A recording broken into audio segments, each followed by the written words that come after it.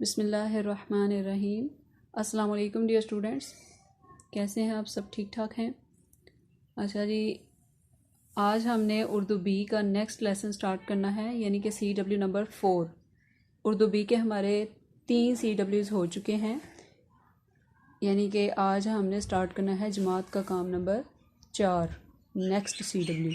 ठीक है जी, आप लोग भी अपनी अपनी उर्दू बी की नोटबुक्स भी ओपन कर लें और साथ में बुक्स भी ओपन कर लें। बुक्स का पेज नंबर 135 यानी कि 135 पेज नंबर ओपन कर लें अपनी ग्रामर बुक्स का। तो नेक्स्ट स्टोरी हम रीड करते हैं। पहले हम रीड करेंगे, फिर हम नोट बुक्स पे नोट डाउन भी करेंगे। तो नेक्स्ट स्टोरी है मेहनत का फल। ये होगा आपका CW नंबर 4, यानी कि जमात का काम नंबर 4 में आपने ये स्टोरी लिखनी है, मेहनत का फल। मुकम्मल कहानी है। एक किसान के 3 बेटे थे। तीनों बड़े काहिल थे। घूमने फिरने और खाने पीने के अलावा इन्हें और कोई काम न था। किसान चाहता था कि वो मेहनत मजदूरी करें और वक्त की अहमियत को पहचानें ताकि वो सुख चैन से ज़िंदगी बसर कर सकें।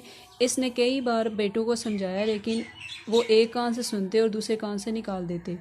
एक दफ़ा किसान बहुत बीमार हो गया। इसे अपनी ज़िंदगी की कोई उम्मीद ना रही, तो इसने अपने बेटों को एक दफ़ा फिर नसीहत का फ़ैसला किया। इसने इन्हें बुलाया। नेक्स्ट पैराग्राफ है, तो आपने जो फर्स्ट स्टोरी की थी उसमें भी 2 पैराग्राफ्स थे, जो सच की बरकत है। आपने पैराग्राफ्स उसी तरीके से बनाने हैं जैसे आपने फर्स्ट स्टोरी में पैराग्राफ्स बनाए थे। इसने इन्हें बुलाया और कहा, मैंने अपने खेत में कुछ खजाना दफन किया था। अब मैं भूल गया हूँ कि वो कहाँ दफन है। तुम